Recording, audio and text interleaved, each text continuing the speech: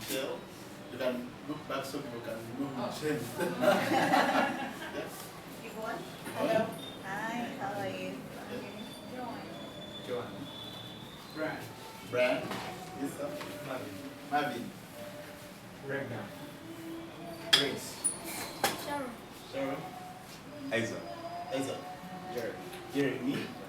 Emily. Emily. Right. And, Ayub. Ayub. Yeah. And then you start with Brandon. Sorry? Brandon. Brandon. Sam. Sam. Yeah, right. So that's when you need to know your neighbor so that you don't just say, I see the link to Sam.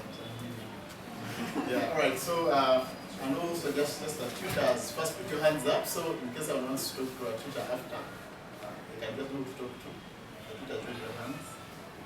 So, there's a loop, there's Emily. So, as we mingle after this session, you can maybe have any question. Alright, so, let's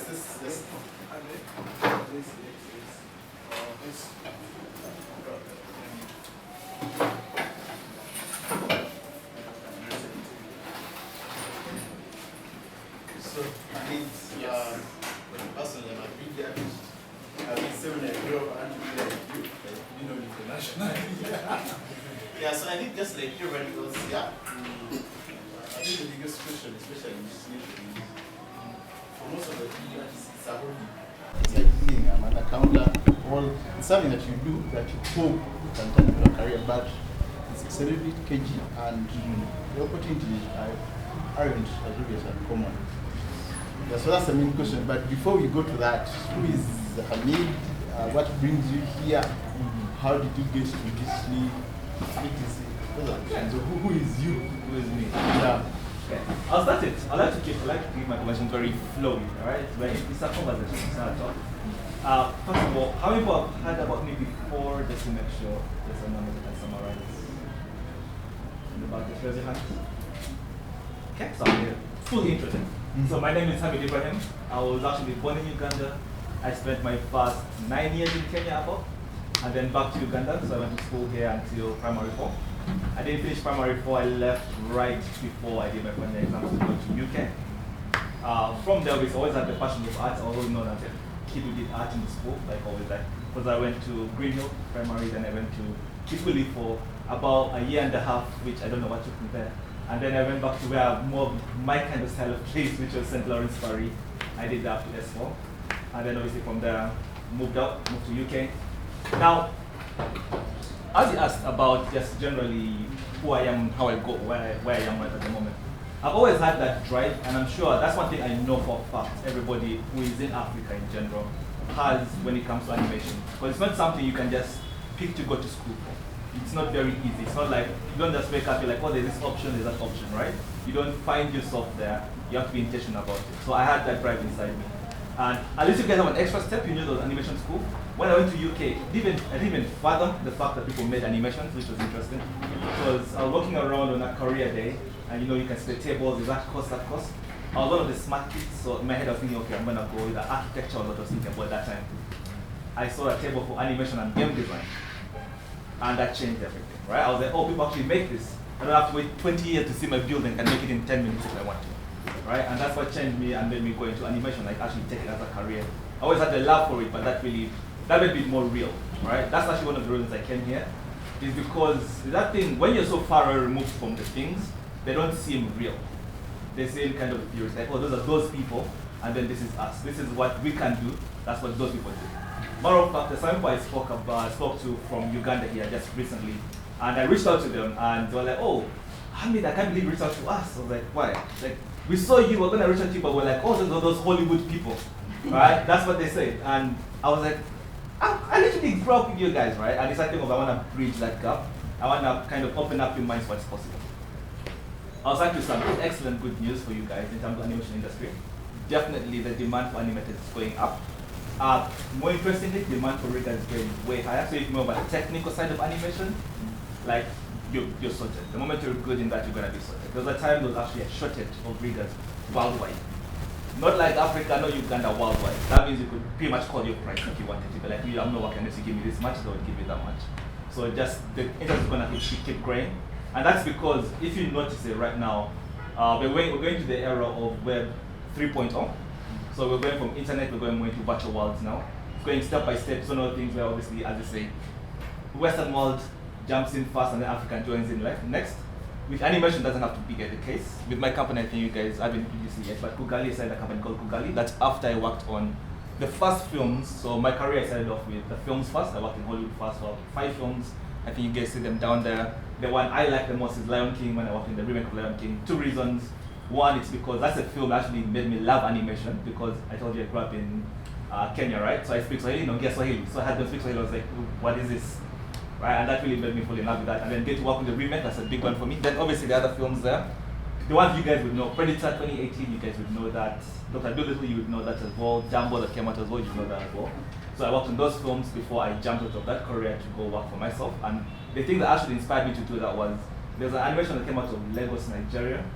It was called Malaika. Now, it looked cool. The trailer looked cool to me. I was like, oh, this is a cool trailer. I showed it to my colleagues at work. At that time, we were working on Dumbo. I just finished my role on Lion King. And I looked at it with rose-colored glasses. I was like, this is awesome. Africa is doing something dope. We are getting there, we're getting there. I was more optimistic. I showed it to my colleagues. They roasted it for about a good 2 weeks. Justifiably so. The reasons I'm giving were valid. They're like, oh, look at the cloth seam, it's just stuck on his leg. It was like little tiny things like that, or just to the laughing stuff of thing. And then, as you know, there's that thing, is it the who killed Captain something? And then they found it, went on the same finding all those things, and I was like, bruh, if that's what they see as African visual entertainment, then it hit me. I was like, I'm out here working on the highest level of visual entertainment, and back home, our best efforts are roastable. Justifiably so. Like, no one could be like all the reasons they gave, you cannot dispute them. You're like, yes, that's correct. But they're trying. You know, the analogy I use is, imagine you have a kid who is just developing as an artist, and they draw something cool. To you, it looks really good, right?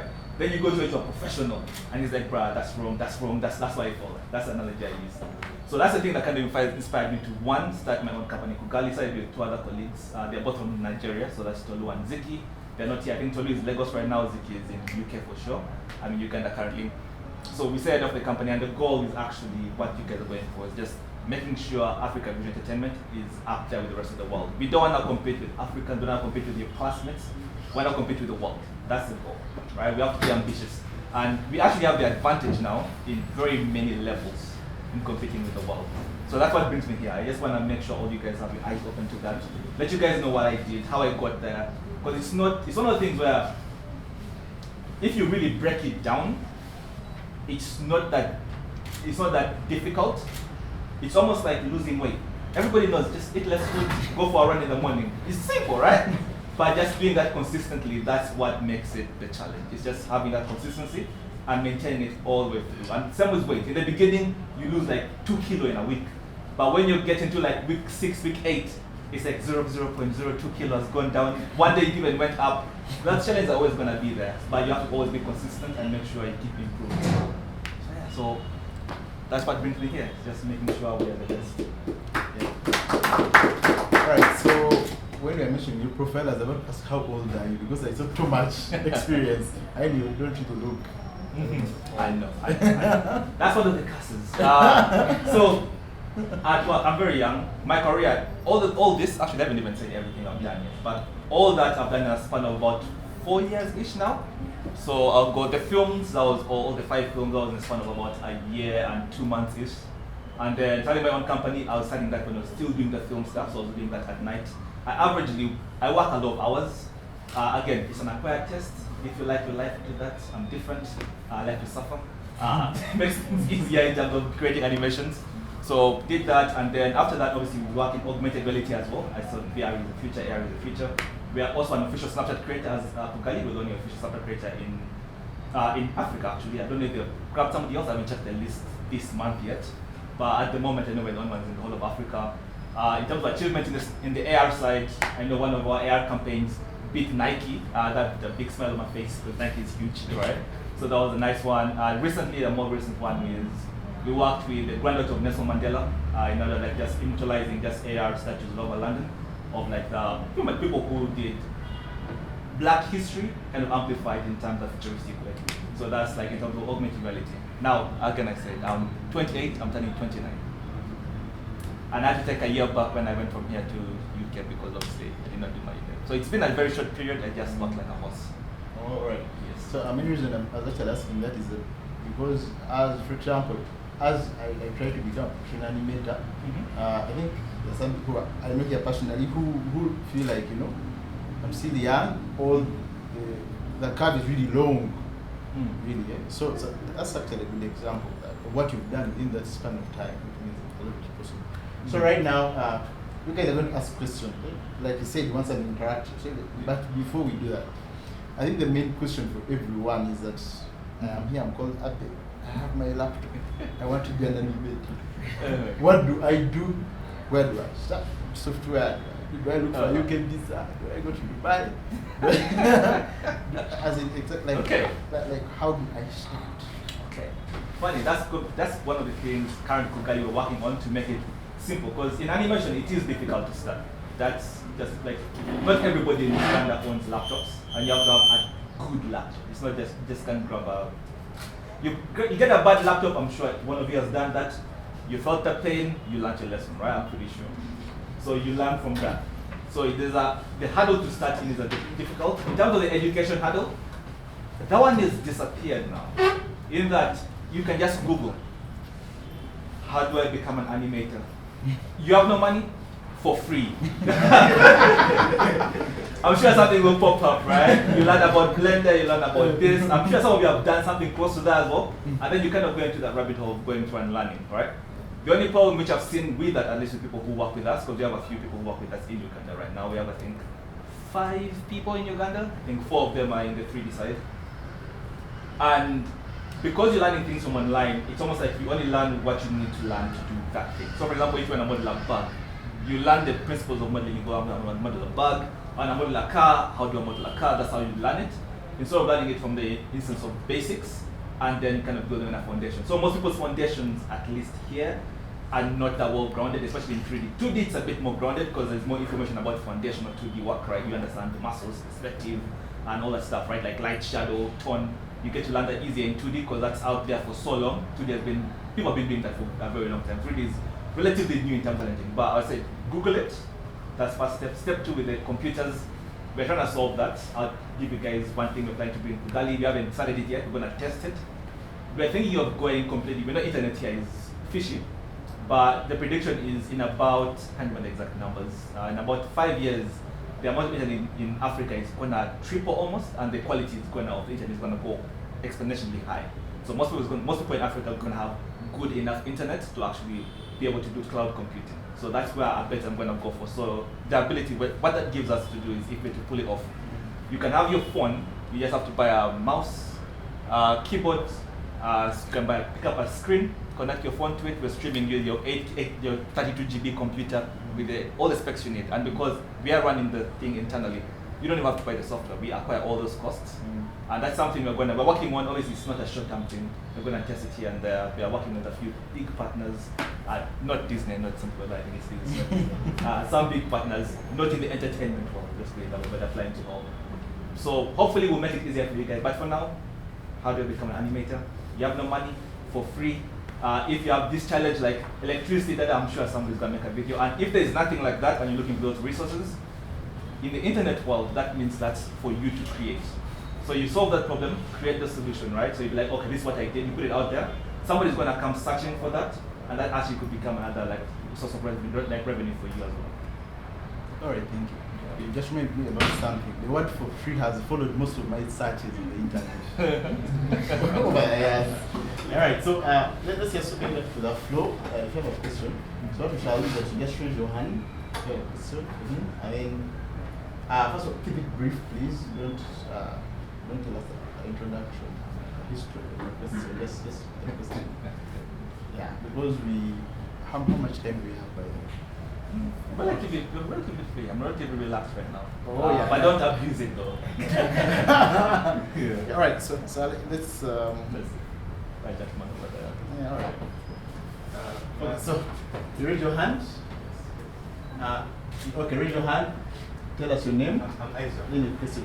Yeah, it's better you stand up so you know everyone. Good morning. I wanted to ask about. I wanted you to tell us more about game design because That's one thing I was interested in. What did that school? What did you hear from you? What you can tell us about that? About what you say? Game? Video games. Very similar pipeline. So in terms of gaming, going to gaming, okay, AR, animation, gaming, VFX, the pipelines are very similar. They converge and diverge in different points. So gaming is literally you're doing everything somebody animation is doing, but you have to keep it low poly, right? That's because games are there, and that's gonna change very soon, by the way. And then instead of rendering and waiting, we just drop it into the game engine you're gonna use. So in terms of gaming itself, easier barrier to entry. It's easier to get into gaming. It's easier to create something and push it out faster. In gaming, you have that advantage right now because of the resources and the amount of information online is a lot on gaming. Like I would say, I would recommend Unreal looks better, but I would recommend you jumping into searching about Unity in terms of gaming. You can just be like, how do you build a game in Unity? Just think about that, a simple concept, right? Like let's say when Kampala borders what's happening right now. You're like, how do I create a motorcycle game in Unity? Something like that, and Is Unity free? Unity is completely free. If you're a student, you just like I'm a student, you download it for free. And they don't charge you unless you're making money for it. So you can keep it for free until you make money. I wanted to go with Unreal because I saw it was free. Unreal is free as well. Just there's information, but Unity has that. Especially if you wanna make like really like if you wanna make games and it's about the game mechanics, you wanna make a cool game in terms of mechanics versus something that looks pretty. If you want something that looks pretty, Unreal definitely would be the one for you. Because Unreal, you achieve that much faster. You don't have to do much tweaking to make it look good. It's almost like if you get an iPhone, you just take out your, it looks good, right? You get a camera like that, you don't just take out and it looks good.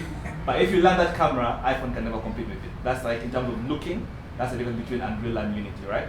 So Unity it's like more complex to make it look good, but there's a lot more information. So in terms of growing and really getting there, Unity has that in terms of the depth of information. Versus Unreal, you can just go, you drop your thing in there, it already looks good. Mr. Regan? Oh, my name is Regan. Hi. Good morning. So going back to the career day when you stumbled on animation, you went to film school for that, right? Yes, animation school technically. Okay, yes. so I want to hear about your first day. Before you went to film school, did you used to draw? Yes. Pencil and stuff? Yes, so, go on. Yeah. Yeah. So now tell me about your first day with about that first lesson and how long it took you from not knowing anything to being somewhere where you look at your work and you're like, now this is something. Okay. Now that process. Okay. And was there pain? You did mention you like working hard. Yes. That is definitely me. There you go, that's what I like to hear. Okay, so in terms of the first day from when I came, my drawing times, right? So I was in school here drawing, and if you're an artist in school, you've had this. Somebody has probably mentioned your career as an artist, you're going to become an art teacher. That's what I had, right? Like, when you become an artist, you're going to become an art teacher. That's what it's like for you, right? So that's beginning. So I could draw really well. I was known in school for drawing. Like if you go to St. Law, I think at the time I was known for drawing. I went Professor Sketch. I went for that. You know, they had the new boards. And I put artwork in there. I was one of the people who put the artwork in the boards over there.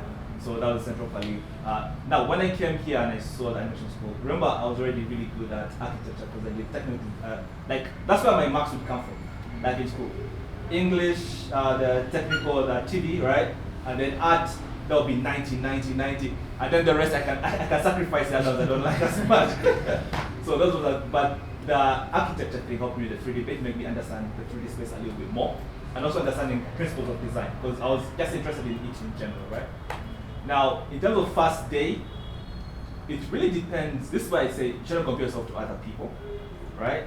It's good to use them as like to see what's possible, but we are different individuals. Like that's something I had to learn myself. Is I cannot have the same expectation for somebody else that I have for myself. Not everybody is willing to work 100 hours a week. There's a time, I'll give you how bad it went at some point, right? When I left, this is a funny story. Remember I told you I work in the film industry, making decent money. So I left, I thought I saved enough money. You always think you've saved enough money, that's not true.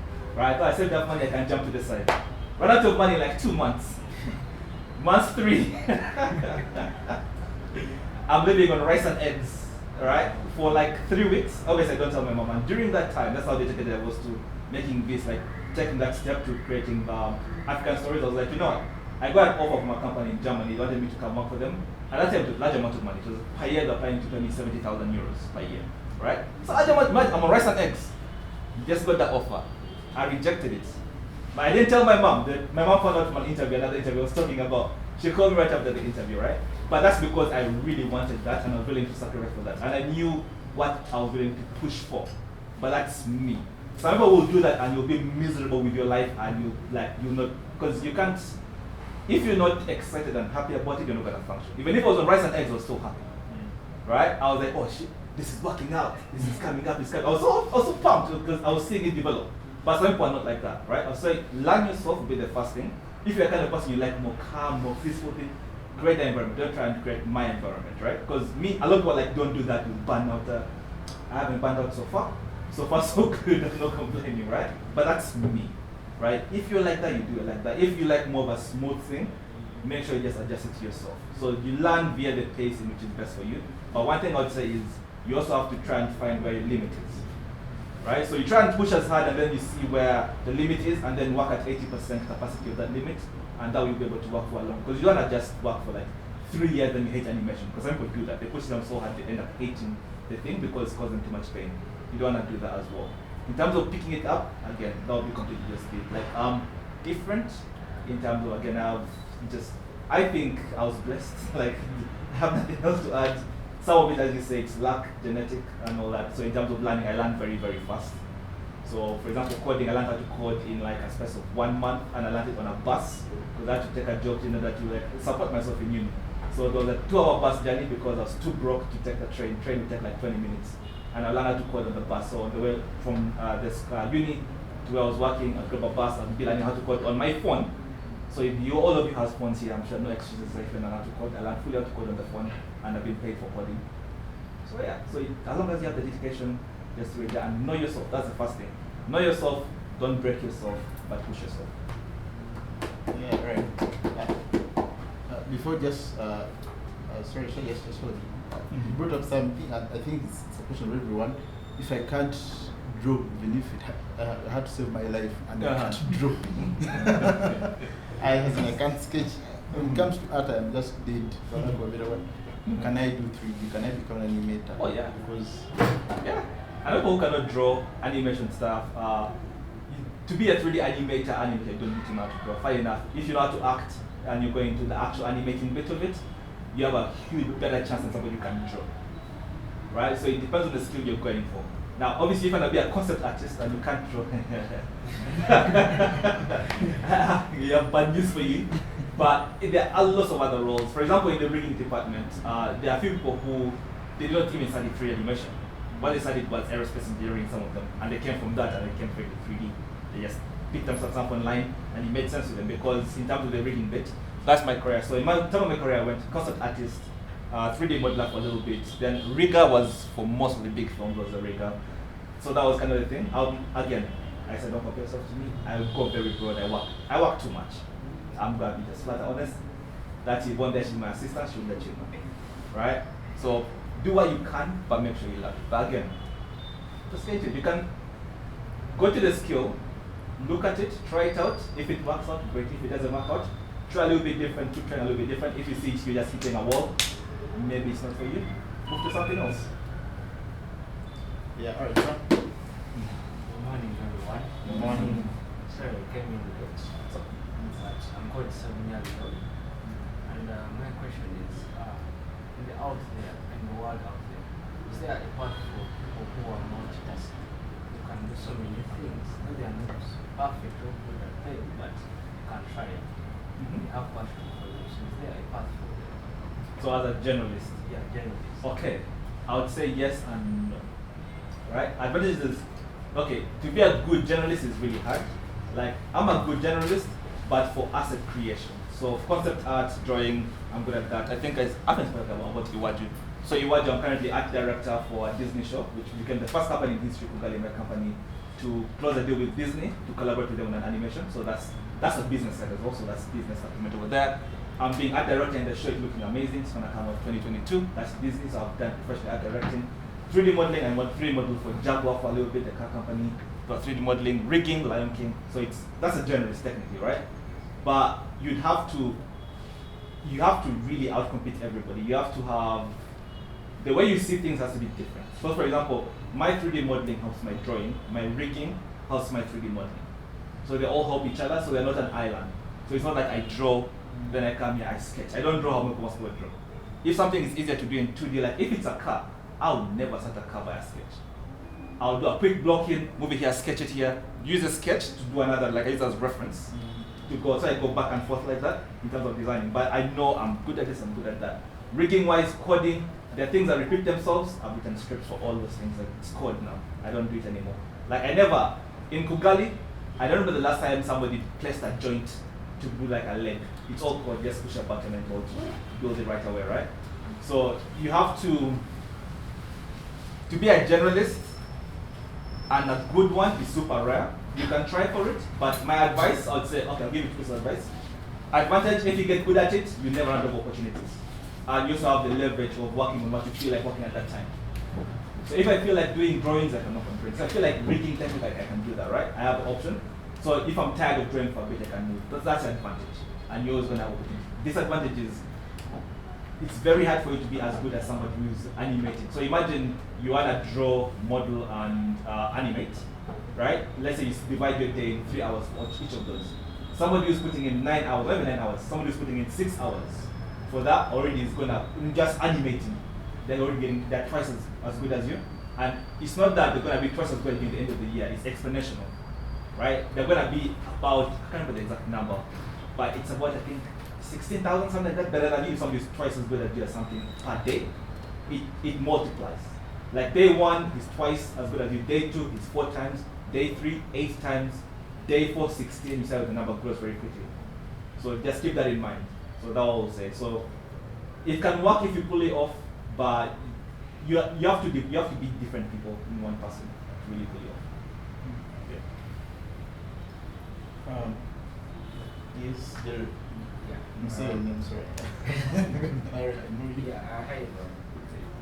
My name is Jeremy, and I'm still new into the creative field, but my passion is mainly motion design.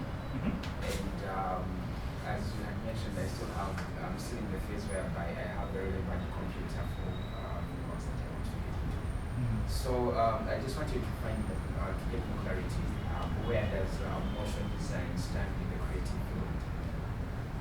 I'll say I like to look at things in terms of first principles, so the basics of what those things are. So motion design, the basics of it is it's pretty much 2D animation, but not character related. So it's what would I call it? Because 2D animation, if it's animation, is really story driven animation. Motion graphics is not story different; it's purpose driven animation. By you animating little things. But the principles we learn from that can be transferred to different things. So I'll say think of it from in terms of the principles of it, and then from that you look at it in the world, because the world is changing right now. Next year something completely different can happen, right? In terms of all the motion graphics, so many opportunities. So if you just want to do like animated logos, there's a world for that. Mostly adverts will be that, I would say. Right now, not adverts, I would say go social media, a lot of influencers go do something for them. They need motion graphics as well to upgrade their work, to separate the two. Because the transition right now happening where the indie developers, what I call them, they have to kind of bump up the quality in order to be noticed. So that opens up more work for you guys as well in terms of motion graphics. So look at it in terms of first principles. Look at the skills you actually have when you're doing motion graphics. And then see where those skills can be used in different places. Don't just lock yourself into one thing. Feel like if this skill can be used here, okay, what if I add this one small thing here, will that how much will that amplify my skill set? So look for the smallest thing you can add, I'll give you the largest return. And just keep on adding, improving your skill like that. If you're actually, anybody here who is a concept artist, I think you've had that principle, right? When you look at your painting, look for the thing that looks the worst, and then try and make that thing to look the best. It's gonna jump your painting by a long margin. And then just keep on doing that, and you'll have an amazing painting. What's what we tend to do? So the thing that looks the best is the nicest to go and touch up with it. But you don't do that, you go in reverse with that. All right. Yes. Another question is that how do you manage your time to be a journalist, like you are saying, and then you also live your life, like live a normal life? Because personally, I spend when I'm not at school, I spend most of my time in the house. when modeling some things. But then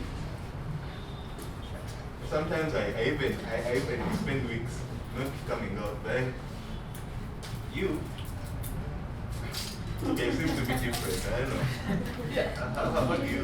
How do I do it? How do you balance that? Okay, so I want to teach you guys some tricks. So a lot of people think how to improve your brain is you do it like the gym, right? Where you do 1 rep. That's a very slow way to improve your brain. Your brain works in terms of systems. So if you create a mental model, that actually makes it easier for you to do certain things. So there are different mental models for different things. So if there's one thing I'll put for you to note down is don't try to put, okay, it's like when you're trying to add numbers better, and you're like, you know what, I'm just going to add them like how you add 1 plus 1. You're like, 1 plus 1 is 2. When you get to 10 plus 10, you're counting it like that model is it's a weak model. But now if you arrange them how you have the numbers at the top, numbers at the bottom, you cross out it, it makes it simpler, isn't it? You didn't get smarter, it just made it simpler.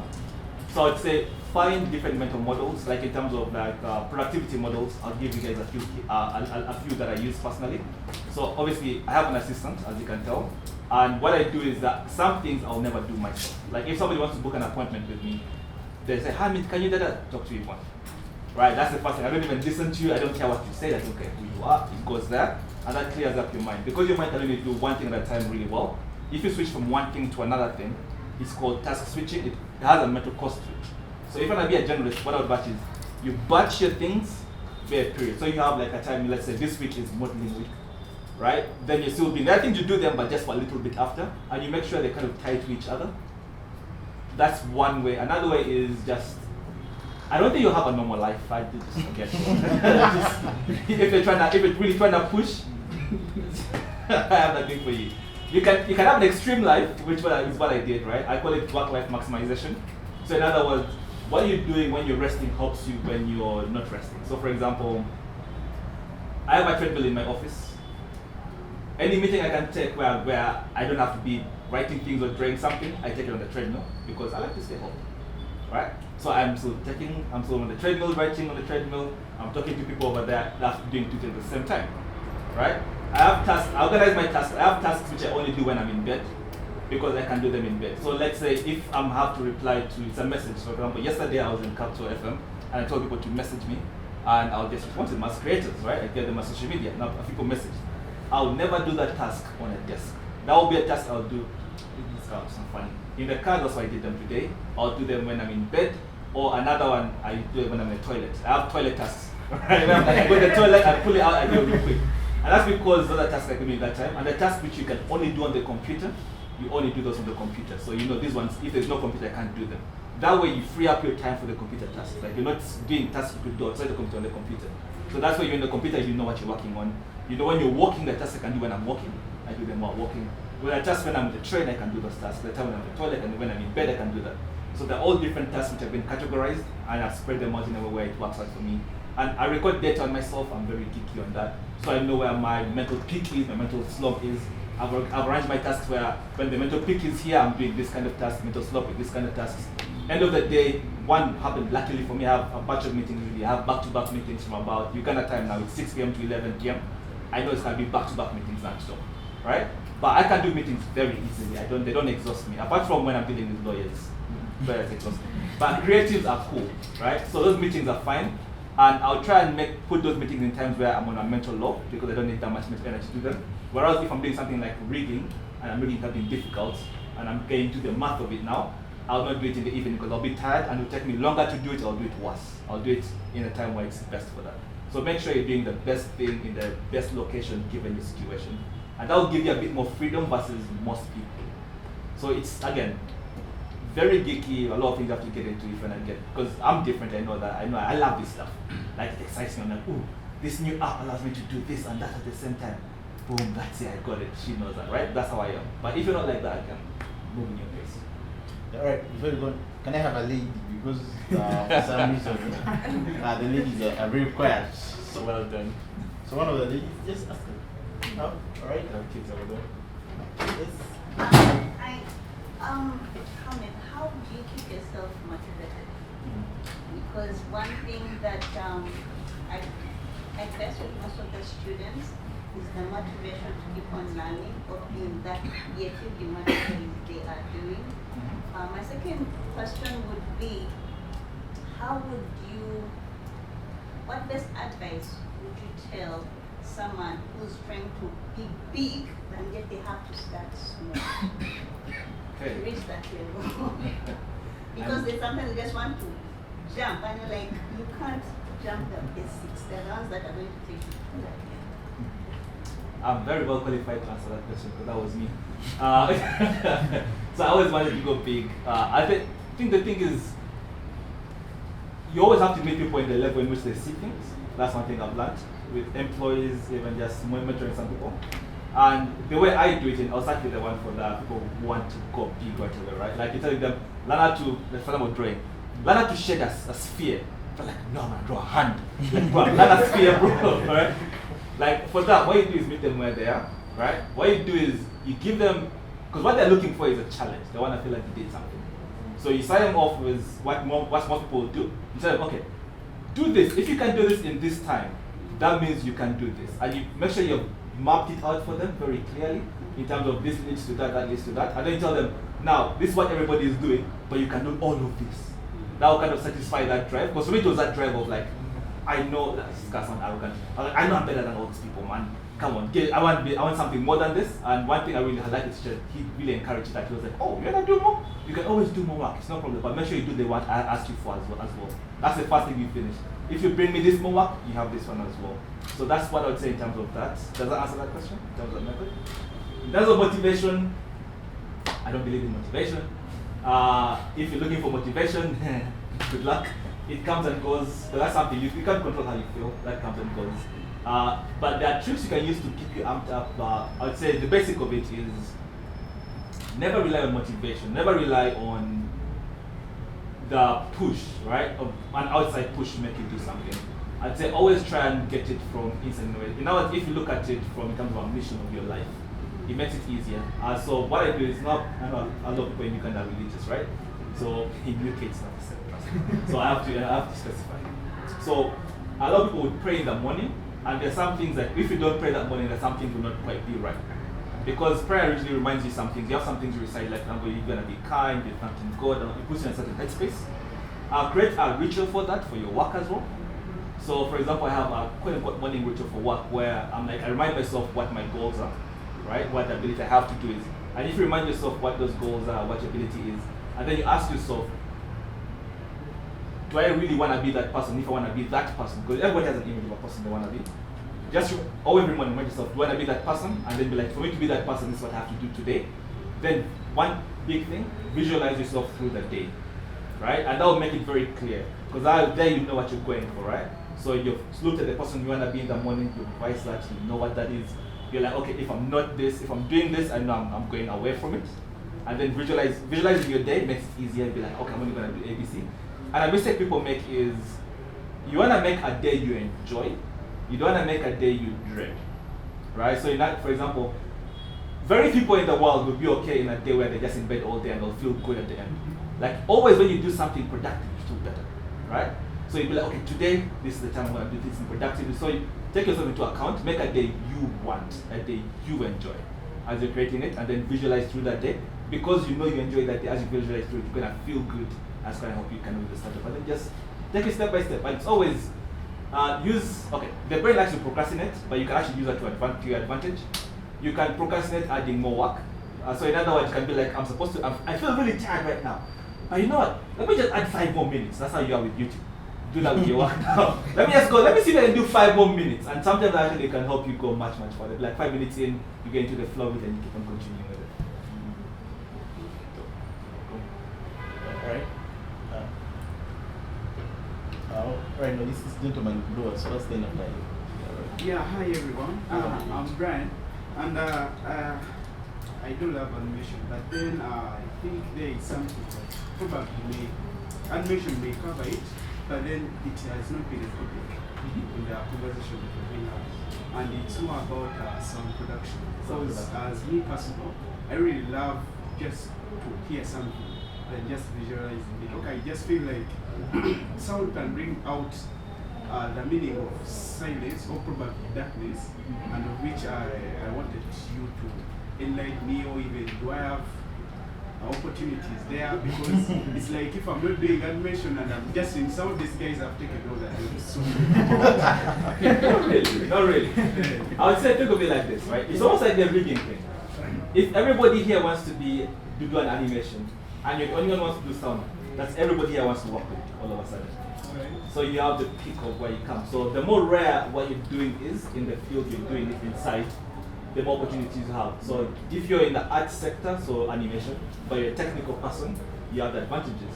If you're a musician and you sound, you don't have advantages. Musician, but animation musician specifically for that, you create sound for that, you have an advantage. Because for animation to be good, you have to add sound inside there. Now the trick is obviously, as you said, he uses the word free a lot. You cannot like cheap things. So you have to convince these fellas to pay you to do the sounds. But I would say I don't know about screen sound, but that's it in terms of like the advice I'll give you is you actually have an advantage because you're rare, you're not there. You just have to sell yourself. That's it. You just have to sell yourself, and as you say, the sound can amplify things, just create a showreel or something for people to understand what you do. And because it's rare, you get picked up just like that. Sorry, everybody else. If you're a concept artist, you have a hill to climb because that's everybody. Beginning, everybody wants to draw. That's where you started from. That's a bigger hill to climb. It's very, very, very difficult. 3D modeling as well, big hill. A lot of people do it, but the more you get to the niche things like grooming now, right? There are people who do that. So you get to do that, you get picked up easily. Rigging, you get to do that, you get picked up easily. So it's just a principle of how things work. It's like the more people who like to do something, the easier something is to do. More people are going to do it. Thus, less jobs. It tends to go like that. So this is start, and then so. I have a question. Is how do you handle the pressure when the pressure of delivery? Because I know we creatives don't want to end. Keep on wanting something better. So how do you handle that? Yes, so that comes where that's why I put on my co-founder hat, my business hat over here. I think you've had the quote, if engineers are but the ones who are running businesses and creating things, nothing will be built. It's because nothing's ever complete, nothing's ever perfect, but you have to work to a deadline.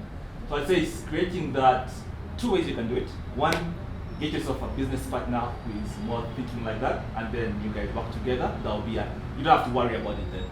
You worry about it and you make sure you deliver, right? So that's one way. Second way, you have to build that inside yourself in terms of creating that. And in terms of pressure, that's definitely something, someone's like a gym, that one is like a gym. In that the more pressure you go through and you actually make it through it, the easier it is to take that pressure again. So every single time the first pressure, like think about it, the first time you did something like, I don't know, like you went up to talk to a new person you met as a kid, probably terrified.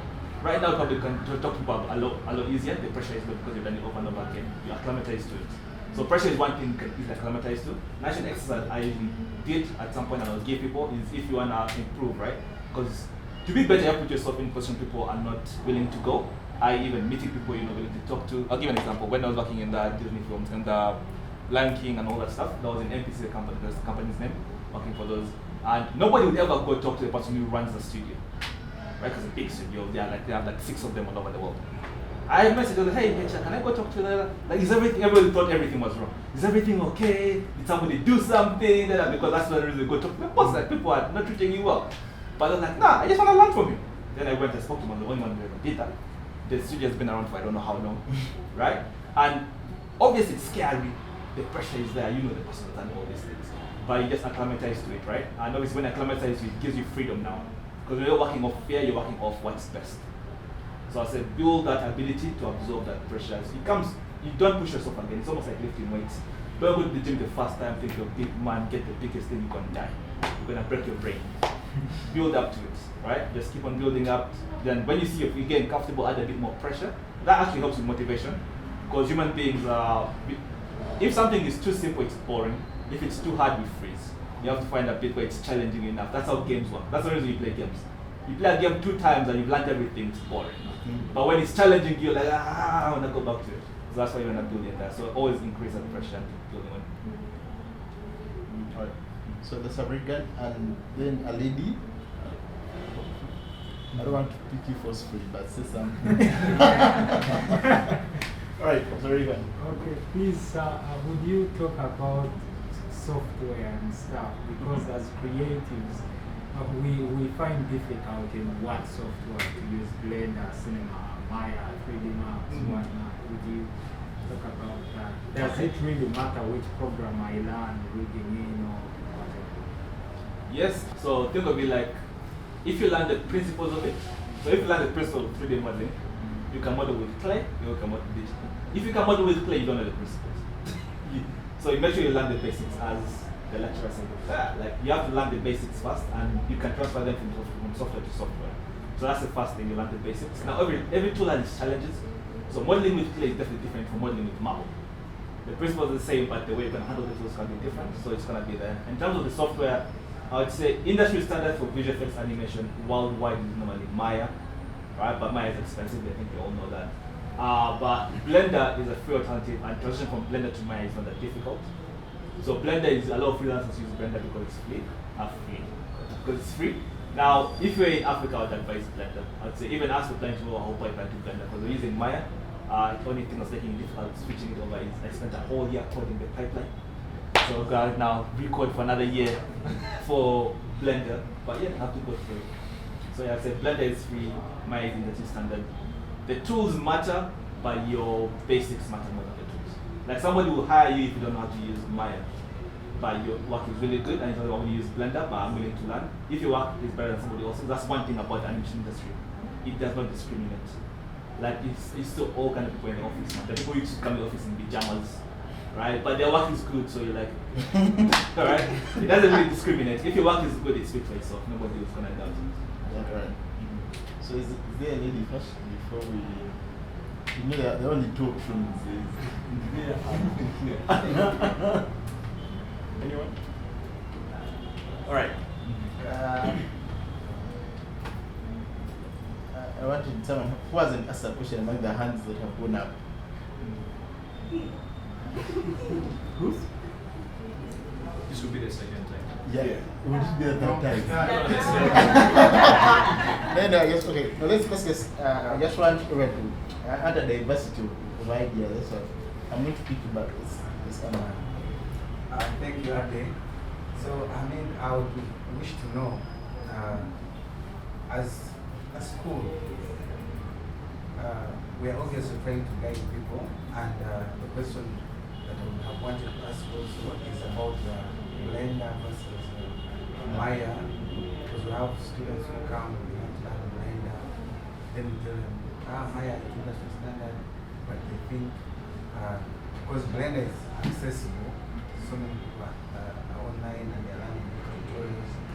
So what I wanted to ask, apart from the software, as a school, how do we guide the students in what can we put in place in order for them to be well equipped by the time they go from here? Because we do like digital painting, so someone can come, they just know how to paint, we say, we can introduce you to digital painting. But what I would want to do is, what facilities can you put in place that can help a student to be out there and compete with the best of them? And then also, what I've noticed about most artists is that they like to have their work and then they like to hide it. They don't want to show it to anyone, so they don't even get critique, positive or negative. But every artist is there on the computer. I'm working on this personal project, I'm working on a personal project. And then they'll spend like maybe months working on something and they bring it wrong, but it's their personal project. So, and I've seen the other people, the other creatives, like the painters, they're out there, they're painting, but they keep accumulating. If he's an artist, he's a family person, you find paintings behind the door, paintings under the bed, paintings behind the fridge, and obviously, if you're a married person, the people will not be happy, but they'll let you be because you're both. But I've seen that creatives like to hide work, and then they also like to keep work. I will not sell this painting without, if someone does not give me $700, and then they take it to the gallery, and then it comes back 3 weeks later, no one bows. But they have this vision that it's very important. They attach so much quality to it that ultimately it stays there, so they keep on piling. And it's, I think, a problem with all these other artists, even 3D artists. They like to work on projects and they never bring that project out. It's like a continuous process. I don't know what they're afraid of, but that is a problem amongst all creatives in general. I actually agree with you. I think the reason is almost like the engineer problem is when you're creating something, when you're about to finish it, you're not the same person who started creating it. And if it's a long project, like 2 months, you're now better. So you're like, I can do better than this now. And it keeps on like rolling down, right? So what I'd say is use it in 2 methods. So I'll start with our special as the first one, right? So in terms of putting your work out there, I'd say today, one it could be that where you think you can always be better. But even if you can be better, what I'd say is make short projects and also have like your personal projects. So have projects for yourself, have projects for outside. Project for outside, when it's done, it doesn't matter what it is. You say it's for outside, just put it out, show it to the world. For yourself, if you want to, as him, if you want to put it out for only like 10,000 pounds, then you're like, I'm not saying it's 10,000 pounds. And what it is, it's just a circle. It's your right, it's your artwork, right? You can do what you want, right? But make sure you separate what you're doing for you, right, and what you're doing for the world. So that's where that line between the hobby and the professional comes, right? Do the things for a hobby, like I think you want to see this. Sometimes I'm relaxing. What are you doing when you're relaxing? I'm drawing. What were you doing while working? I was drawing. It's because I separate the two. I know the drawings I do for relaxing, the certain when I do them, I'm relaxed. I can take 5 weeks to draw an eye, I don't care. It's my drawing, I'm relaxing on it. The drawing for professional, 1 day, 2 day, 1 week, I make sure I nail it and get it done, right? So make sure you have that, separate the two. That will help with that. And also, when you make it professionally, make sure it goes out. So that's on that side in terms of artwork being there. In terms of putting yourself out there, that one is just, I'll just keep grabbing, keep grabbing it inside them. And always show examples of people who have been successful from doing that. Because right now, with how the world is, if you're not online, you're missing out so much. Because the whole world has, with even COVID accelerated it, everything's gone online. Their pipelines getting built specifically just for online animation. My prediction is in a few years, studios people just come in there just to meet people. That's just there because of social, so people can know what they're working with. But you don't need it for production. So go online, put your work out there. It doesn't have to be, because I think people want to be the best. They have to be the best work, right? Think of it like when I should go. Think of it like you're writing a story, and you're like the character in the beginning of the story, right? Obviously he's crap in the beginning, everybody's beating him, but by the end he's on won the championship. So think of it like that, create that story and just, the first work, those are the crap works. You know you're getting better. That way, even if you never get there, because there always moves further, right? Because at first I was like, oh, I want to be able to draw really well. I'm going to draw really well. Oh, really good, I'm one of the best artists, Nah, I want to be able to draw like this, then you draw like that. Then you're like, you get there, it always moves forward. When you achieve something, that's one thing actually I'm telling you guys, I don't know if most people in the world don't have the privilege to get to this point where you actually accomplish your dream, and there's no advice on what happens when that happens. Because most people don't know. It's like you actually imagine your wildest dream. My wildest dream was working on a big film, that was it. I think I worked on a big film, and not only a big film, I worked on a big film that was a film that inspired me to get into the field itself, right? That day, funny enough, I almost died. I almost got hit by a car because I was not there. I was just walking, I was just in heaven, right? But nobody tells you that excitement, because of that, how high that high goes. That excitement lasts like a day or something, and then you realize, you look around, and the world continues how it is. It's just like, oh, this is everything is normal. Like I don't know what you expect. I don't know if I expect fireworks behind you or something. I don't know, right? But I didn't expect normal, right? No one really tells you that, and it hits you. And then what it does is now you go through like a little bit of a low, where you're just going, it's now your life. It's not a special thing. It's like there's a quote, is it the best day is when you buy the Ferrari and when you sell it. So it's that thing of like the excitement is there, but it becomes normal, and then you just keep on going. You get another goal, then you go for that goal and keep on growing with your goals, right? So for example, right, let's say with the Lion King and everything like that, I would wait for my name in the credits, right? Obviously, in the beginning, they're all the way down, then they go a bit higher. In the first one, actually, he wasn't even there. He wasn't in the film, but nobody knows. They're just believing you by word of mouth, right? There's no evidence. Then you go, you find in the credits, then you go, it's higher in the credits now. Now you're in the senior people, you're like, hey, it's higher. And then now obviously we deal with you with Disney, Lwaju. Not even the credits yet, but I'm out there, I'm talking and all that, right? And it's because with every level, and it gets more difficult. It's like a video game, literally, personality. It's not that your skills get better for these things you are doing before. This next step, you are beginner now again. You have to get better again, just like a video game, right? You know when you get fighting games usually do this a lot. When you're fighting, you're really good, you're beating everybody, they take you to another level. You still used to do that with clear everybody. Doesn't even beat one guy down.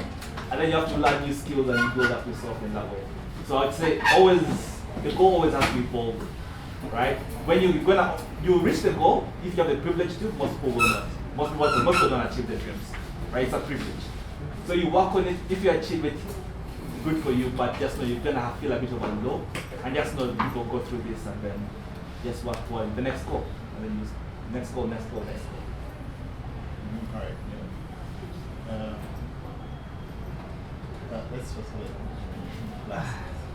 I have very many questions, but Summarize. one. Put them in a rough draw. The one that wins, the one that. They are all in under one. Which I've seen the most important. So in this case, let me assure that I have a portfolio which in my work of a specific area and product advertisement. Which that's what I'm doing right now. I have put it on social media handles, I've seen it. But the question is, how can I push my portfolio to be viewed across the world? Yeah. That's one of the things, very simple, but it's difficult. Yeah, that's not something I hope you would ask earlier. Just add to that. I'm a 3D artist. My mom and sister know I'm the best in the world. But, no, I mean, majority of people, okay, as artists usually, we and our laptops are like, I can see my laptop for hours. So we're usually antisocial. At the same time, the buyers of our content are people out there. So you find that actually our personalities are me and my art, and just the world that buys the art is never in my garage or wherever I am. So how do I branding? I like especially how do I brand myself? How do I make money from art? Because bills are real. Yes. So how do I actually make a life out of it? Because lots of people drop off along there because of that. Like the world is here, then your art is here, is rent and food, then your art is here, and then do that too. So yeah, I'm gonna give a bit of bad news, right? Not as many people are gonna be able to have art as their main career. Like you have to really be exceptional, right? You have to really be, especially if you're going more just basic art side. You don't have nobody can eat the artwork. Like when there are problems, nobody's thinking about your painting, right? They have to eat, the same way you want to eat, they want to eat, right? So being an artist is actually a privilege, and it's a privilege you have to work for, right? It's not something you just get. You don't like, the moment you can get to that point where people are paying you for your art, you're one of the special ones. It's not just in Uganda, it's all over the world. The people who went to uni with me, they're working in Sainsbury's, which is like it's a supermarket. That's where they work. The same class as me, same geometry as me even, right? Like we call it, they don't call it the same flat as me, right? But they're working in Sainsbury's, I'm here. Big difference, right? And in terms of, that's the thing about the art industry is how good you have to be really good. And you always have to know how to leverage and increase your reach. You use what you have to get more every single time.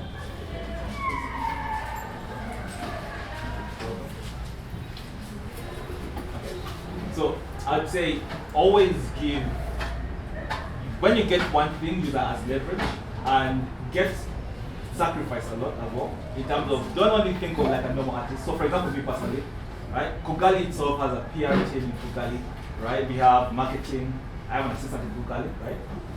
Disney side, there's a PR team in Disney obviously, there's marketing, there's all that, but I got my own PR team. I know it's going to take money out of me. It may flop, but it's a risk I'm willing to take. And I know most people are not willing to take that risk. And what it does, it gives you like a little extra percentage. I got an assistant. Most people are like, what am I going to do? I can do this for myself. Yes, you can, but is that the best use of your time? Right? So always find ways to sacrifice to beat everybody out if you really want to make this your career. And you have to be really smart about it, because most people just think you can just build something and then it's going to work out. As you said, you can literally be the best artist in the world, but if nobody knows, nobody cares. Right? Well, somebody can be trash. Absolutely. There are people who draw better than me, but I'm the production designer at Disney. I'm the art director at Disney. I'm telling them what to do. Right? You have to be smart. You have to, for example, let's say right now, let's say I finished working in Lwaju, right? I have that experience working in Disney. When I'm making my next move, I'm not going to try and do around what Disney was or that. I got the experience. I think about other experiences I have. I might just start a company by myself and going from this person to that position. Okay, there's that business knowledge over there backing me as well. I've worked in industries from this scale, so in advertisement side. I've worked in the big film side, in terms of the worker side. I've worked in the leadership side. I've worked outside in the business side. What's the next career path that can be a big jump on, right? Now, personally, right now, I think I mentioned this at some point. Hopefully, it doesn't go on the news. But I'm probably going to grant to be the chief creative officer of Disney at some point. Because I'm looking at my experience, I'm like, I tick the boxes. But that's my next step. So you have to think in that kind of way. Because most people think they keep digging a hole and the hole has stopped. Like, there's a law of diminishing return. You reach a point where anything else you add doesn't really add to it. And then you get to a point where even when you add more things, that's taking it back down. So you want to get to that point and then you just think of, okay, how do I now, because you plateaus, you think next thing you do, it's going to be really difficult. You'll spend months trying to move from, like, let's say you're moving like this, you spend months to just do a little bit like this and then you jump up and then you set a new curve. And it's almost like a stair step, right? So it's kind of like stair stepping. So that's how you think about it. So again, social media world, I know you don't want it. Yeah, I'll give you a solution. Try it out. I can only tell you what to do. I cannot do it for you. Put yourself out there. Again, if you're horrible at this, sacrifice. They are a manager. They love doing that stuff. They love talking to people. They love doing all the things you don't like to do. They're going to take a cut of the money. Deal with it.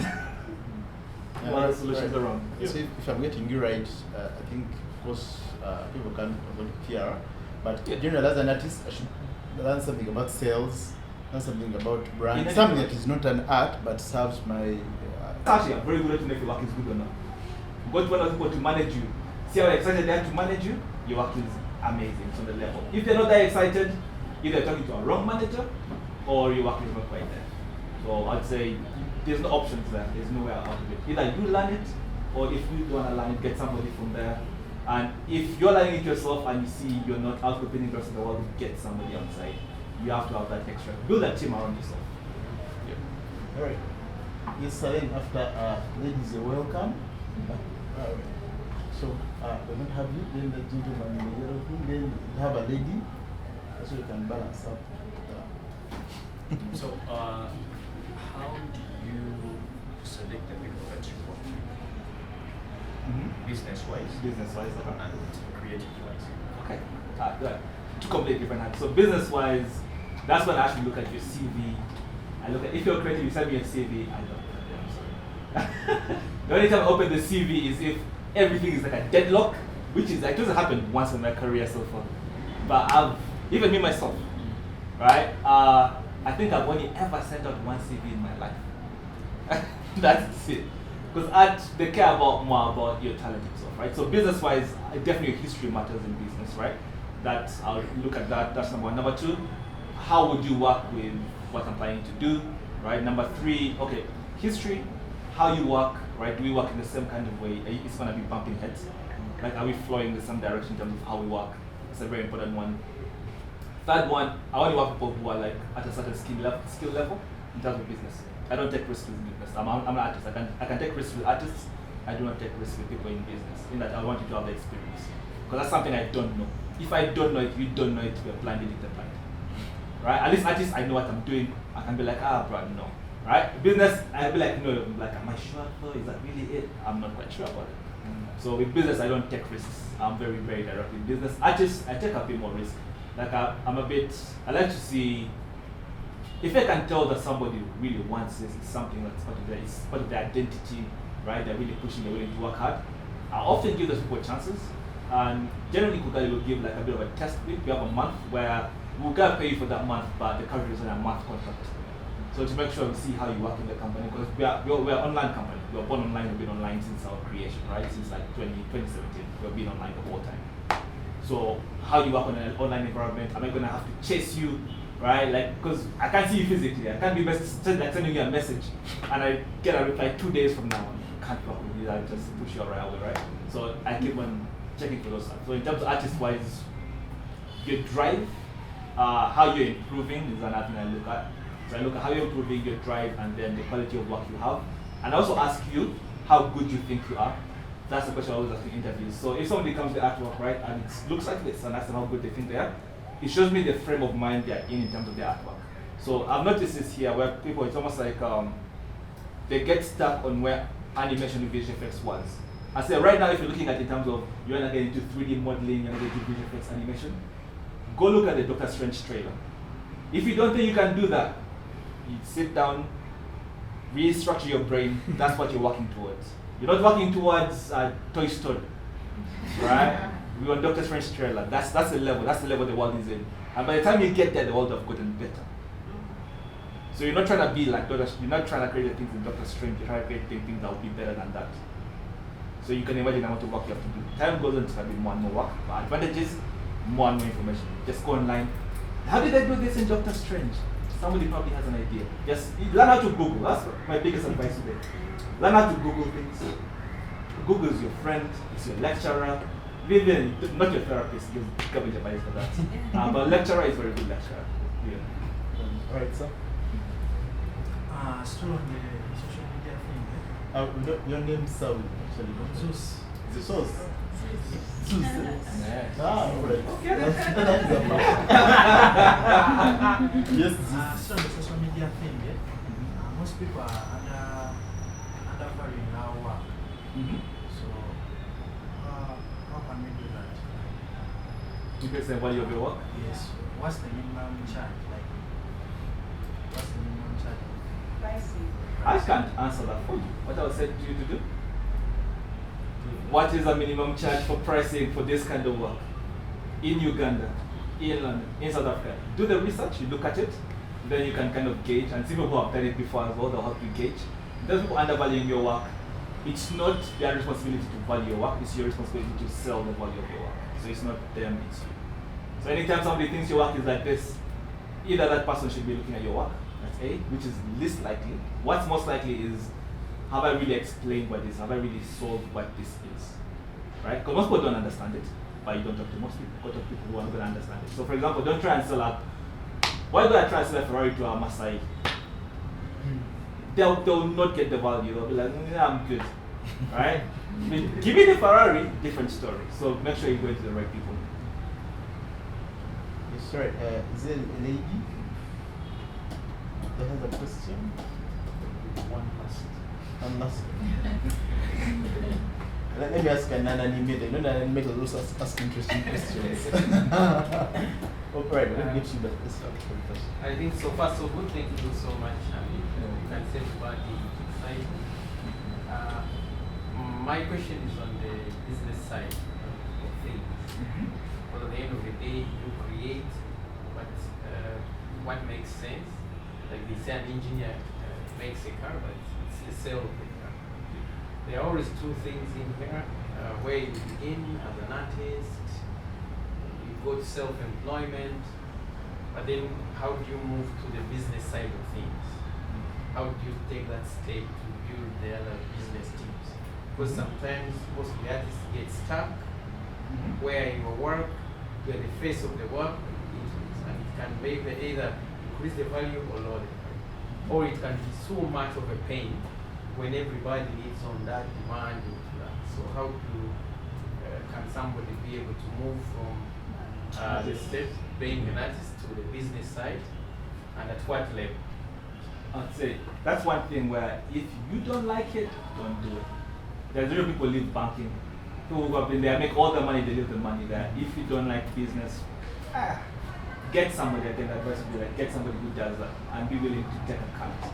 So always think of it in a perspective of you rather have a small piece of a big pie than if I'm going to have a sandwich the size of Kampala, I like food you can take. let's go with chicken when you can. If you're gonna have a chicken piece the size of Kampala, and then they're going to tell you you're only gonna have an eighth of that, the chicken pieces of Kampala. Versus you have your own chicken size of this plate. You have it, that's yours, just yours.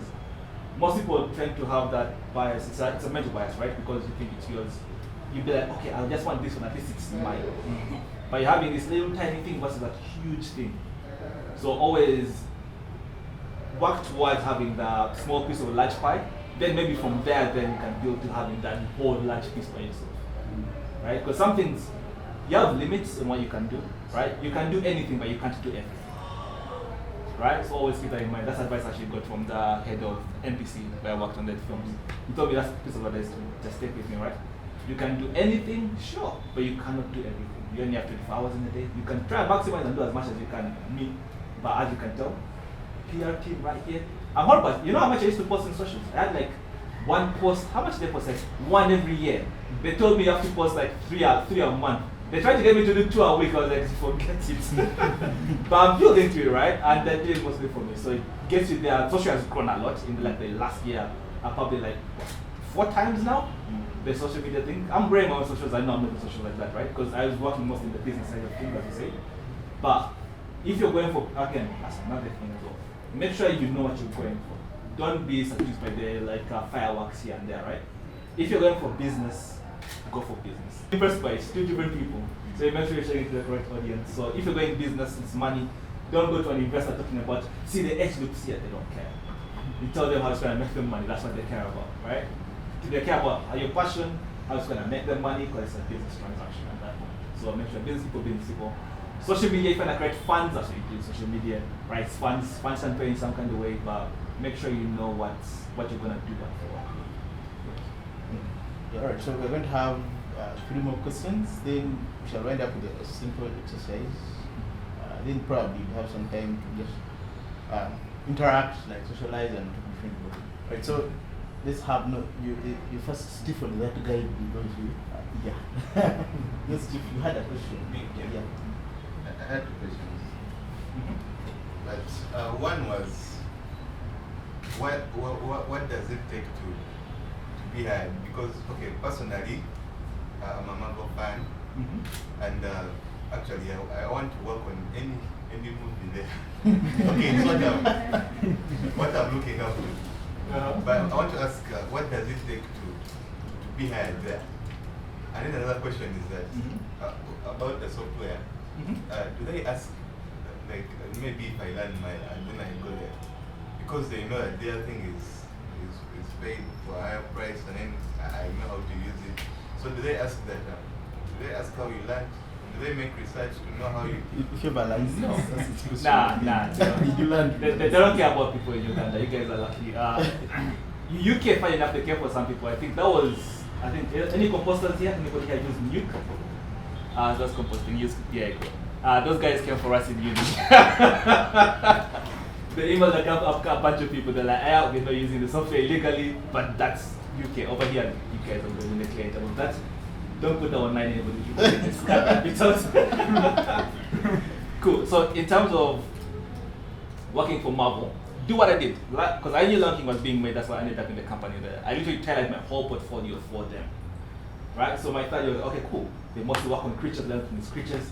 Okay, muscle simulation. Every single person when I was in uni was like, everybody who played muscle simulation, it failed, man. I did it. Because I knew like those guys do muscle simulation, I need to show that. So you can go to the website right now. Any website, let's say Marvel, even if the movie is getting made, right? Who is making Doctor Strange? You will see that the production company is working on it. Go in the production company. See what they are, because sometimes they're hiring for roles. Look what they look for in terms of the roles. That's your checklist right there. I'll give you even a better trick, which I can't believe I almost forgot to say this. You know the top universities in the world? They have their curriculums online. Go there, screenshot, that's your to-do list. Then use a curriculum to Google things online. So they'll be like, okay, first stage, you're going to learn how to do this, like this. So you're going from the best lecturers, even over there, right? She will tell you, you grab that, and you can see what the order is. You can see similarities between this uni and that uni, how the work came out. So just research would be the big thing here. So research where you want to go. So for example, if it's Marvel films that you're not going to, you said directions you're going to. be smart, like be like, okay, so there's this film coming out, that film coming out, okay, they made this in the film, how do they make that? How do they make it? See what that is, go for that, then you keep on getting deeper and deeper and deeper until you have almost like a checklist of it. Now obviously you have a teacher here, probably knows more than you, always ask people who know more than you, gives you a shortcut. It tells you from, you know, like, imagine you're looking for a coin somewhere in this room and you don't know where it is and the room is dark. If I put the coin there, I'll tell you in like 2 minutes. But if you're looking for yourself, that's, I don't know, a year almost to try to find this coin.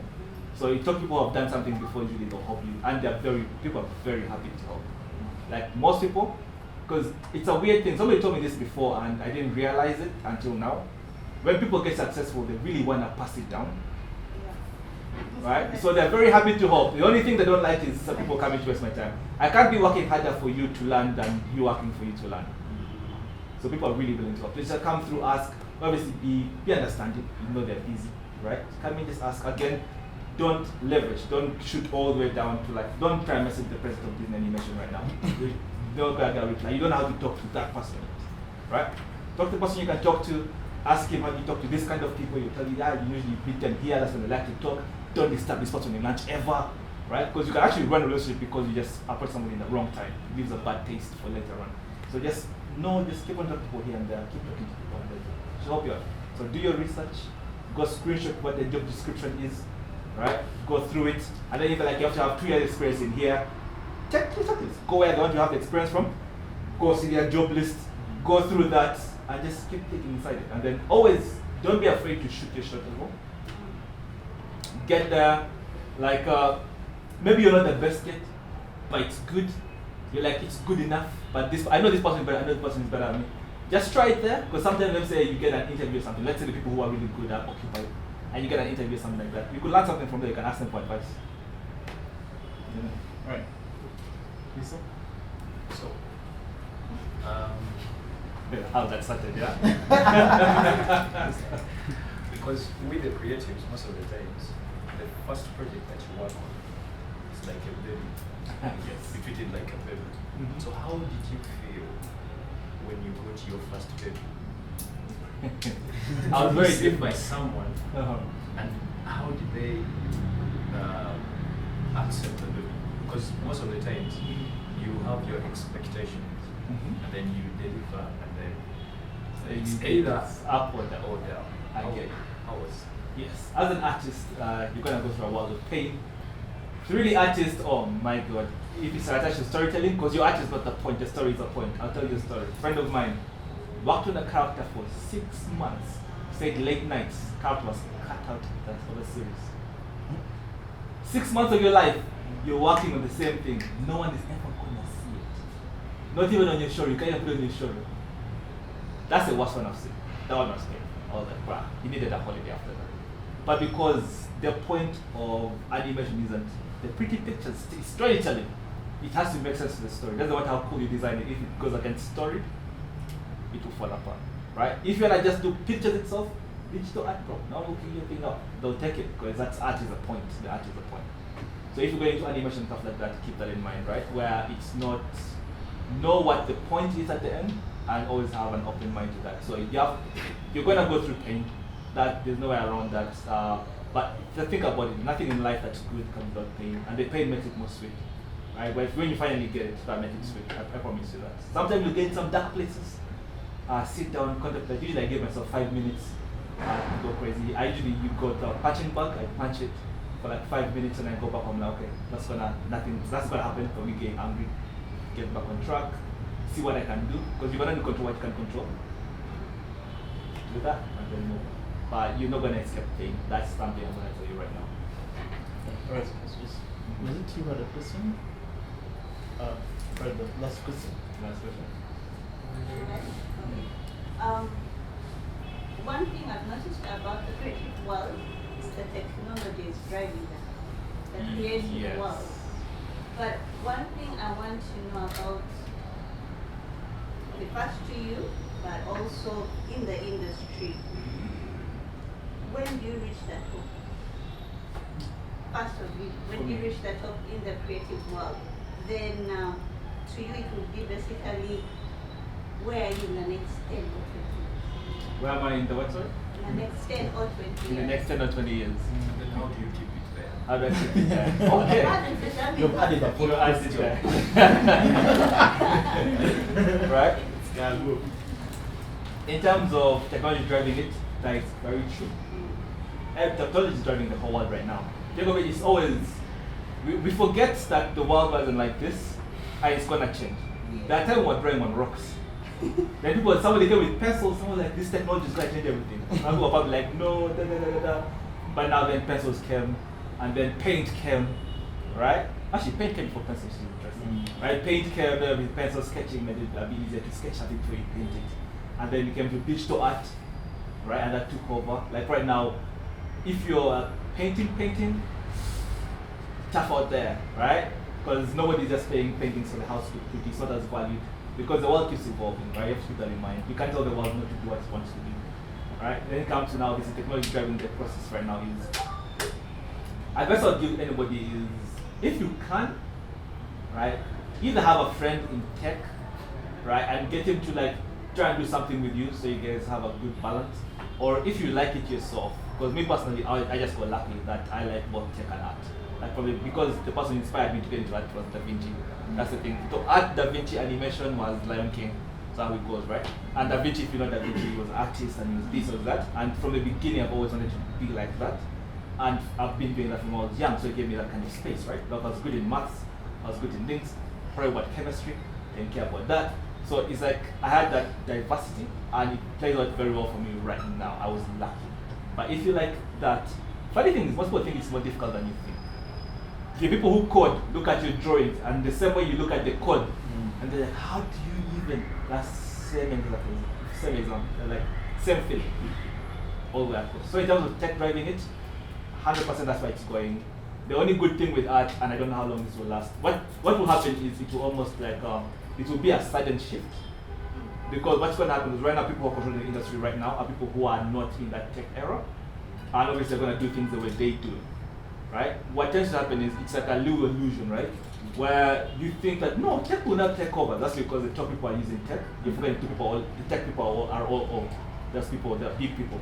They're all of them old people now. But they're controlling it. They're going to retire around the same time. And then the people now from there, when they retire, there's not scaffolding to hold that anymore.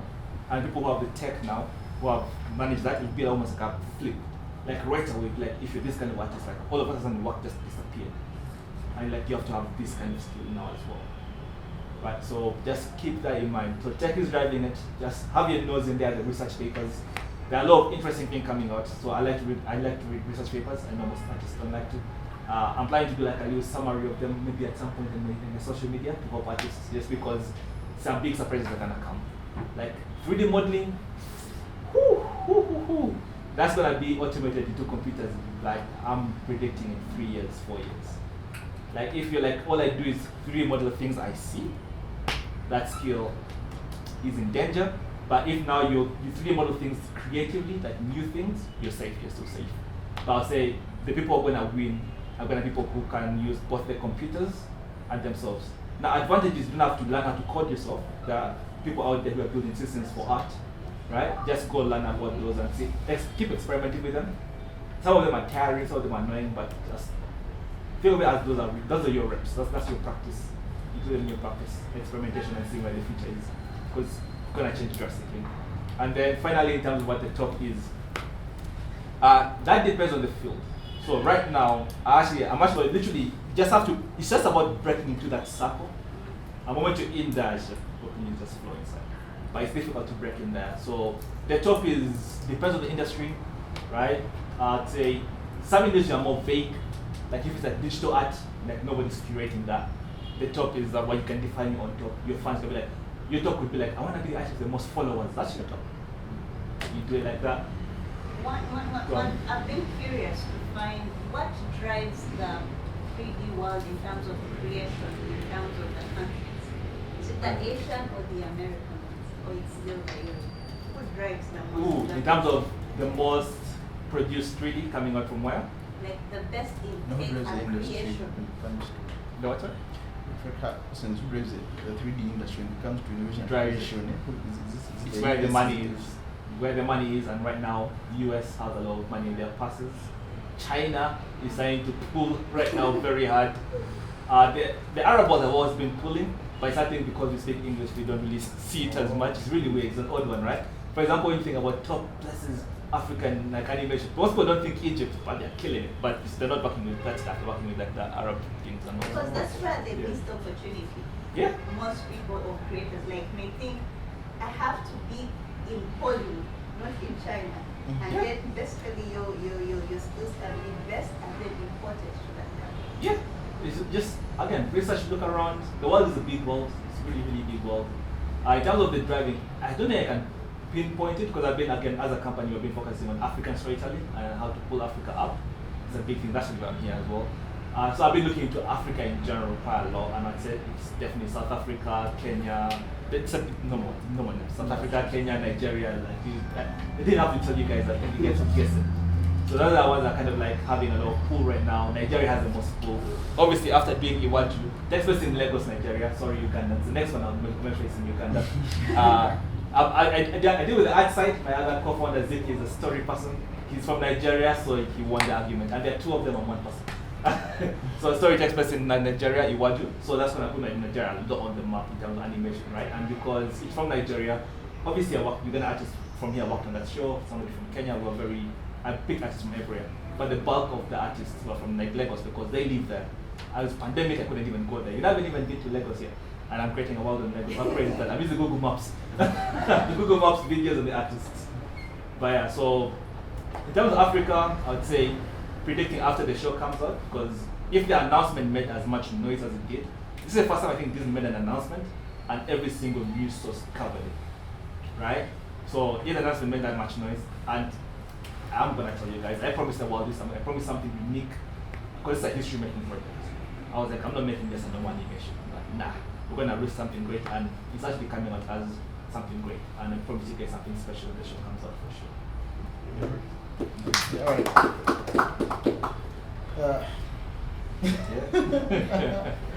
That's great. And this okay. Sorry. We're going to the open space. What I'm going to do right now is that I just thought about this. I would want everyone like just tell us your name and the industry. And the reason for that is that you might actually be here as a modeler and someone in here is a modeler.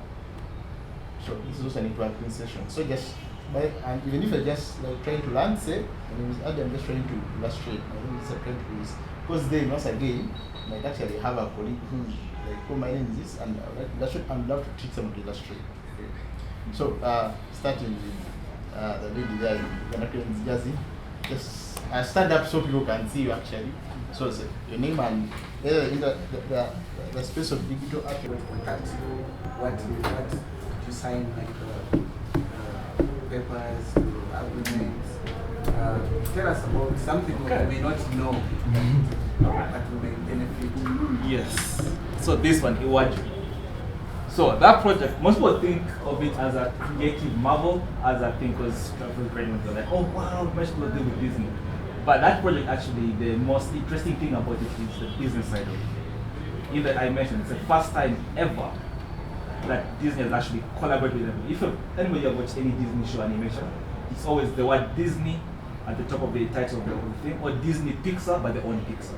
This will be Disney Kugali, right? It's the first time ever. So, and that, it came with a lot of pain, I'm gonna be honest.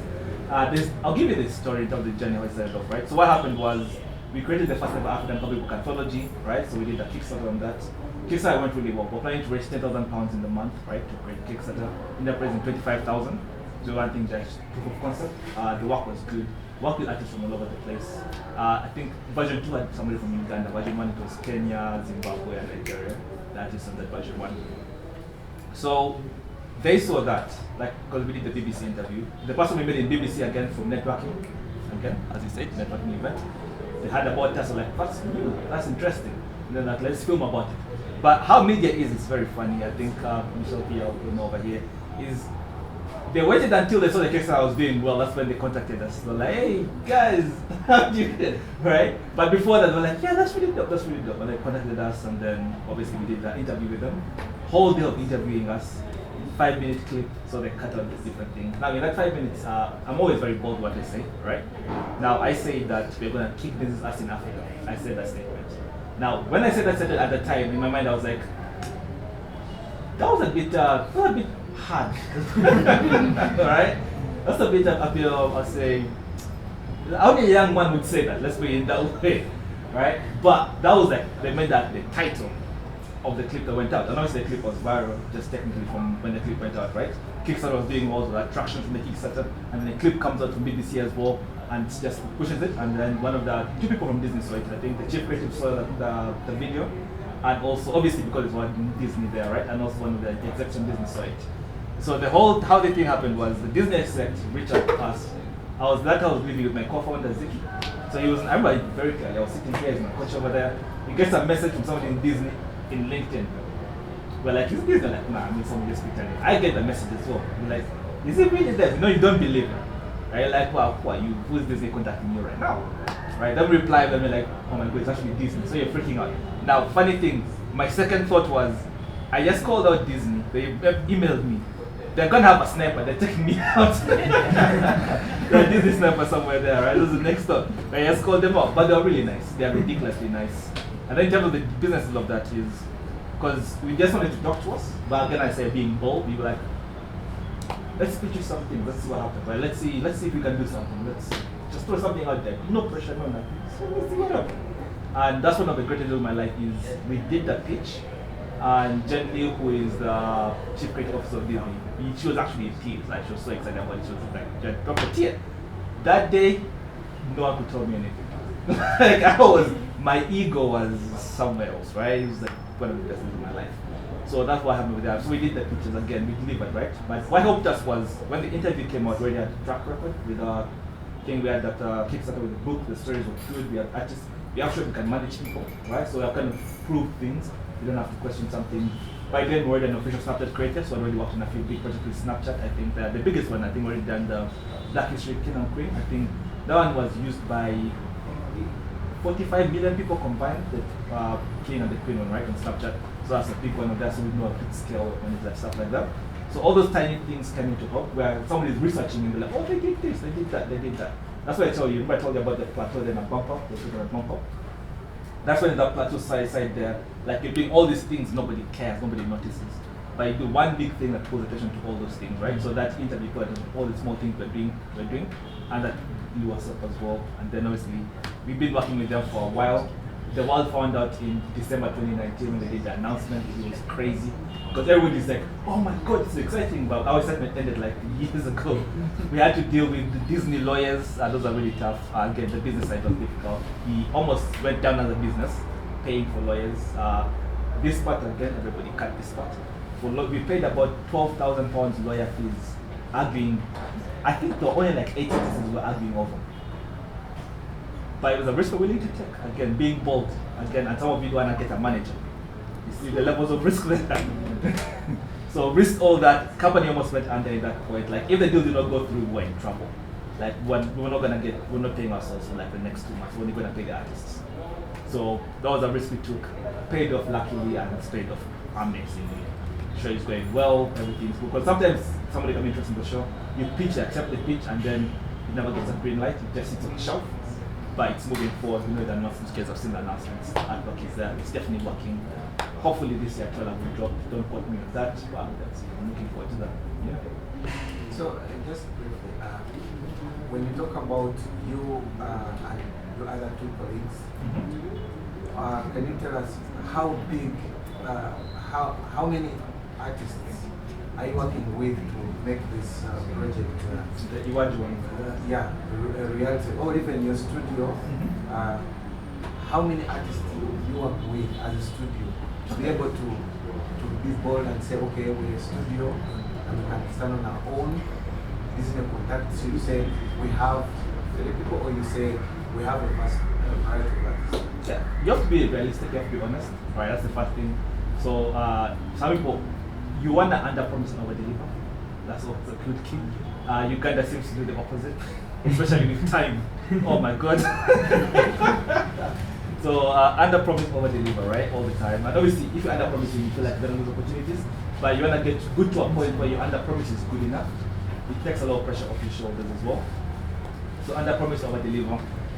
in terms of them reaching out, in terms of in the studio itself, right now I think employee-wise, I asked if all employees or artists? Because they are artists. Because I artists. Okay, so artist-wise, I'd say maybe have 10 artists who are always in studio. But we have a pipeline of artists outside we pull in, which I'm gonna probably add some of you guys on this. Where pretty much what we do is we just what the plan is, right? We add you guys to our roster. You sign a default contract already. Now, if you want you to work for us, we just have to send you a job sheet with the price and everything. You don't have to go through the whole contract again, and then you come back for that period of time and go back. So we're probably gonna add you guys on that if you guys want. So we have a bunch of those ones as well for when we need something for our project. For Lwaju, it's a combination between us and Disney. We did most of the leadership and the biz dev. And then production-wise, we closed the deal with Cinesite, which is a production company in London. If you guys know them, they are part of usually the big production companies are Weta Digital. Cinesite is great now. NPC is where I worked, is there as well. The one that starts with I, forgotten the name. I haven't said it. Yes, Inner Light and Magic. Those are the big kind of production companies. So Cinesite is one we closed the deal with, so they're doing most of the production in terms of production work. But you have to, if you don't create that with us, that's massive, thousands. So say, don't be afraid to, again, always think like a problem solver. Treat it like a video game is the best analogy. Just treat it like a video game, right? Like if you're playing Monopoly, you're like, I don't even build this hotel, it's gonna but you spend your money, you're doing the risk, right? But you think of it that way, it's not as painful. And I think a lot of time artists, we think what we're doing is too big. Like the world is not gonna end if you probably did not go through, man. Like everybody's gonna be fine. It's gonna be painful, but it's gonna be fine. So you have more room to risk than a doctor. Like a doctor can be like, you know what? I want to try this new technique. Right? You have risk, man. You can do it. You have the room. So explore it. Use your advantage. Yeah. All right. Once again, thank you. So before we go into the interaction phase, just I want to say something about this place, Kampala Animation School. So one of the things that even when I was starting my animation journey, it was a solo journey. I spent time on things I shouldn't have spent time on. I learned software that are now different. Just the learning curve is too long. So the whole point is that when you come to this place, we're trying to get you to become either, of course, it's animation, it's visual effects, and a couple of other programs is graphics design, and we're tailored differently. We're not really trying to give you a paper to go and flaunt and say #diploma, I don't know, whatever examination. We're really trying to, after just studying Uganda as a nation, studying the dynamics of how to use work, how the medium works, we're trying to tailor a course that gives you the skills. So our biggest achievement would be actually if you do something with our qualification rather than if you just have it. Our aim is that. And of course, if you want more information, you will come to the table depending on what this gentleman is a technical. The technical part when it comes to the course outline. He has all the information. Yeah. So if you're trying to be an animator, trying to do graphics, you're trying to learn architectural realization for the guys in design. Even branding and sales, that's a big thing because, like I said, so many people are good in their basements, but being good and broke is not a good combination. Yeah, so essentially, that is we as Kampala Animation School. We were supposed to start, we started right before, we were about to launch like this, then COVID hit and put a lot of things on hold. And now, now we're open and people can move and people can gather in spaces. We are going to start a class situation. So we shall roll out an enrollment schedule that once again he will give you a brief of that. Otherwise, for me, my work is done here. I'm going to hand it over to him to close, and then you guys can just stick around, talk, take pictures. Mayor's here at the front, they are taking pictures of us already, having them pictures. The rest of you can hustle and just say hello to anyone. If for example, you had some